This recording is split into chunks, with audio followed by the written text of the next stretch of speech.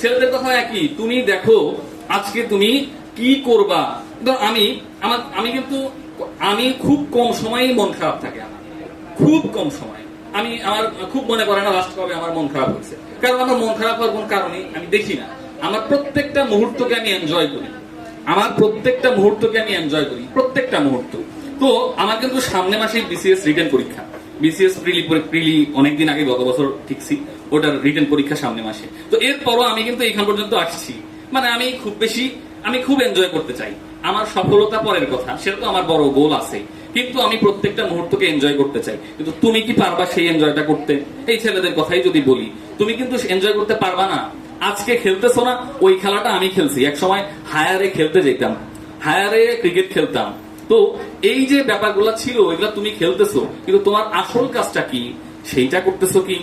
ধরো আমরা খুব বলি যে ধরো যে তোমাদের মূল কাজ হলো, আমাদের কিন্তু এখানে ওই অনেকে বললো ওয়েপন থাকতে হবে। আমরা সফলতার জন্য ওয়েপন লাগবে। আমাদের এই অঞ্চলের মানুষের টাকা পয়সা আসলে নাই, খুব কম টাকা পয়সা আমাদের। আবার আমরা যদি চিন্তা করি আমাদের আরো কি কি সুযোগ সুবিধা থাকা দরকার। ধরো যে তুমি একটা স্টার্ট আপ তৈরি, অনেকে স্টার্ট আপের কথা বললো, মানে উদ্যোগের কথা বললো। তুমি যে উদ্যোক্তা হওয়ার সুযোগও তোমার সামনে কম। এই জায়গায় কমিউনিকেশন এত খারাপ, ইন্টারনেট কানেকশন এত খারাপ, তুমি উদ্যোক্তা হয়ে লাভ পাবা না। এবং তোমার আরেকটা আছে নদী, যমুনা নদীতে আমার বাড়িও ভেঙে গেছে 2012 সালে। তো দেখো এই যে একবার নদীতে ভাঙলে ওই ফ্যামিলির 15 লাখ টাকা শেষ।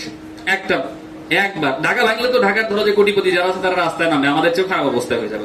তো দেখো যে আমাদের আমরা এতগুলা প্রতিবন্ধকতা, চ্যালেঞ্জ, এরপর একটা মাত্র ওয়েপন আমাদের হাতে আছে, সেই ওয়েপনটা হলো পড়াশোনা। আর কোনো ওয়েপন আমাদের হাতে নাই। আমরা যে যাই বলি, একমাত্র পড়াশোনা ছাড়া আর কোনো ওয়েপন নাই, যে ওয়েপন দিয়ে তুমি সাকসেস হবা, তোমার ফ্যামিলির মুখ উজ্জ্বল করবা, তুমি সমাজে সম্মানিত হবা, এমন আর কোনো ওয়েপন নাই। সেকেন্ড কোনো ওয়েপন নাই, পড়াশোনা ছাড়া আর কোনো ওয়েপন নাই। সো এই ওয়েপনটাকে যদি আমি মার্কিং করি, ধরো তুমি একদম বাম ওই পাশে ধরো একদম এক দিলা, এক লিখলা, তার ডান পাশে কিন্তু অনেকগুলো তুমি শূন্য বসাতে পারো, যেগুলা ধরো তোমার ফ্যামিলি খুব প্রভাব প্রতিপত্তি, তোমার ফ্যামিলির খুব সম্মান করে আগে থেকেই, তাহলে তুমি একটা শূন্য বসাইলা, একের জায়গায় 10 হয়ে গেল। তোমার ফ্যামিলি ধরো যে সবাই উচ্চ শিক্ষিত, হ্যাঁ, তোমাদের ধরো যে টাকা পয়সা অনেক আছে, ধরো আরো একটা শূন্য দিলা। হ্যাঁ, তারপরে ধরো যে তুমি অনেক বেশি ধর্মভীরু, অনেক লোকজন তোমাকে তোমাদেরকে কি করে গুরুত্ব দিচ্ছে, তোমাদের জন্য দোয়া করতেছে।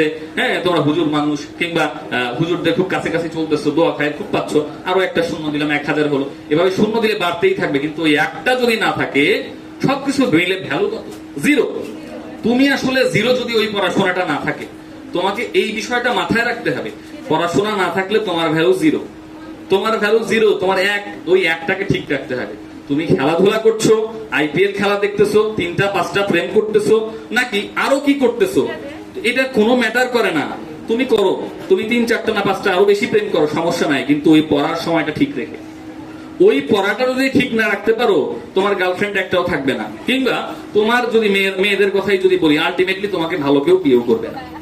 তো এইটা সত্য কথা, এইটা বুঝতে হবে তোমাকে, তুমি কি করতে চাও, তোমার নিজের পজিশনটা আজকে থেকে 10 বছর পরে তুমি কেমন দেখতে চাও। 3 সন্তানের মা, একটা ভ্যান দিয়ে চলাফেরা করতেছো, খুব কষ্টে শিষ্টে চলতেছো। হ্যাঁ, ডাল পরের অর্থে কি খাবা এখনো বাজার হয় নাই, তোমার হাজবেন্ড ঠিক করে দেবে, এইভাবে চলবা? নাকি নিজে একটা সমৃদ্ধ জীবন যাপন করবা, যে তোমার নিজের একটা হয়তো গাড়ি থাকবে, গাড়ি না থাকলেও তোমার নিজের ওই একটা আলাদা একটা কি বলে, যেটাকে বলি আমরা অ্যারিস্টোক্র্যাটিক একটা ভাব থাকবে, মানে একটা ভাই আসবে, মাঝে মাঝে ভাই শব্দটা বলছিল, একটা ভাই থাকবে নিজের মধ্যে। এগুলা তুমি দেখতে চাও কিনা? নাকি এই গ্রামে থেকে খুব সহজ সরল জীবন? আচ্ছা, আমাদের এই সমাজে আমাদের পূর্বপুরুষরা অনেকে ছিল না, তাদেরকে কেউ মনে রাখছে?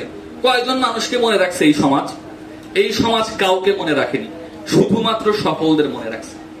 এই জিনিসটা আমাকে বুঝতে হবে, এই সমাজ কাকে মনে রাখে? কেবলমাত্র সফলদের। এখন তুমি তোমার সমাজে স্মরণীয় হয়ে থাকতে চাও, মানুষের ইন্সপাইরেশন হতে চাও, নাকি ওই যে একবার জন্ম নিবা আর একটা সময় মৃত্যুবরণ করবা, এরকম যাত্রায় চলে যেতে চাও পশু পাখির মতো?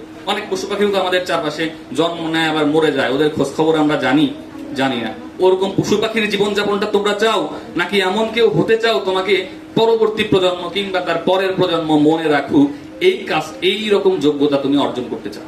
এটা তোমার ধরো যে একটু কষ্ট পেলা, কারোর সাথে বিচ্ছেদ হইলো, হ্যাঁ, বিচ্ছেদ হলে একটু কষ্ট হবে না? এই যে দুঃখ বিলাস করার জন্য যেন সেন্ট মার্টিন যেতে পারো, দুঃখ বিলাস করার জন্য তুমি যেন সমুদ্রের পাড়ে বসে সমুদ্র দেখতে দেখতে সমুদ্র বিলাস করতে পারো, তার জন্য তোমার জীবনের সফলতাটা খুব দরকার। তুমি ঘরে বসে কান্নাকাটি করবা, একজনও তোমাকে পাত্তা দিবে না, শুনতেও আসবে না তোমার কি হয়েছে, এমন জীবন তুমি চাইও না, এমন জীবন চাওয়া উচিত না। আমাদের এমন জীবন চাওয়া উচিত যেন ওই যে দুঃখ বিলাস করতে আমি সেন্ট মার্টিন যেতে পারি, এই জীবনটা আমাদের চাওয়া দরকার। তো তার জন্য তোমরা বেশিরভাগই যেহেতু ইন্টারমিডিয়েট স্টুডেন্ট, আমি সেজন্য বলবো তোমাদের প্রথম স্টেপ হলো, একদম প্রথম স্টেপ হলো অ্যাডমিশন। প্রথম স্টেপ হলো অ্যাডমিশন। আমি বলছি যে তোমাদের আরেকটা ব্যাপার বলি খুব ছোট্ট করে, সেটা হলো তোমাদের জীবনের প্রত্যেকটা স্টেজ হলো এক একটা প্রতিযোগিতা। আমার ক্লাস 5 পর্যন্ত এক ধরনের পিএসসি পর্যন্ত প্রতিযোগিতা করছো, আমি ক্লাস 5-এ যখন ট্যালেন্ট পুলে বৃত্তি পাই, আজকে কেউ জিজ্ঞেস করে না, আজকে কেউ এটা জিজ্ঞেস করে না। ক্লাস 8-এ যখন আমি বৃত্তি পাই, এটা আজকে কেউ জানে না, জিজ্ঞেসও করে না। মেট্রিকের রেজাল্ট কেউ জিজ্ঞেস করবে আজকে আমাকে, জিজ্ঞেসও করে না, আজকে আমাকে জিজ্ঞেস করে আপনি কি করেন। ইন্টারমিডিয়েটের A+ এর রেজাল্ট কেউ জিজ্ঞেস করে না। আমি কোন বিশ্ববিদ্যালয়ে পড়ি এটা কেউ জিজ্ঞেস করে না। প্রত্যেকটা স্টেপে মানুষের ওই স্টেপের সফলতা দেখা হয়, এই মুহূর্তের সফলতা দেখা হয়। এই মুহূর্তে তুমি কি? তো এই তোমাদের আগে যারা মেট্রিকে খারাপ করে ফেলছো, চিন্তা করো না, মেট্রিকের রেজাল্ট খুবই কম, এটা গুরুত্ব দেওয়া হয় না, খুব কম। অ্যাডমিশন টেস্টে 2-1 জায়গায় মার্কে আছে, 2-1 জায়গায় মেডিকেলে আছে 1 মার্কস। এরপরে তোমার ইন্টারমিডিয়েটের যে রেজাল্টটা করবো, ওইটা হলো সবচেয়ে বেশি গুরুত্বপূর্ণ।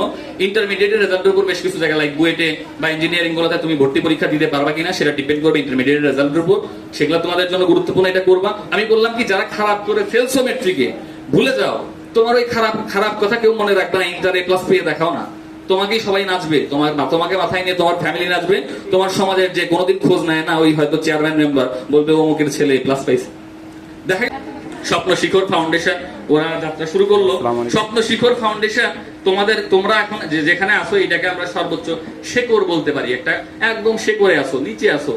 তো শেকড় থেকে শিখরে তোলার জন্য তোমার এই যাত্রায় তোমাকে হেল্প করবে এই স্বপ্ন শিখর ফাউন্ডেশন। এই বলে আমি আমার সংক্ষিপ্ত বক্তব্য শেষ করছি। সবাইকে ধন্যবাদ। আসসালামু আলাইকুম।